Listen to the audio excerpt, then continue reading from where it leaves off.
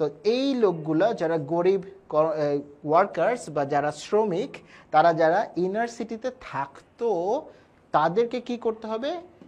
Relocate করতে হবে।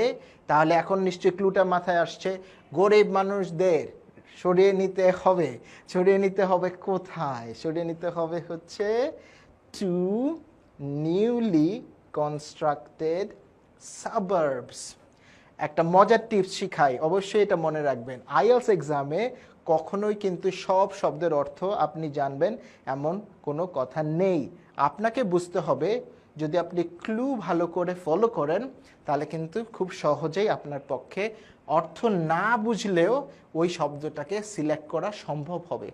ধরে নেন আপনি সাবার্বস মানে বুঝেন না, কিন্তু আমরা এখানে বুঝে নিলাম কি সরিয়ে নিতে হচ্ছে কাকে? মানুষকে। তো সরিয়ে নিতে হচ্ছে পেয়েছি, মানুষকেও পেয়েছি।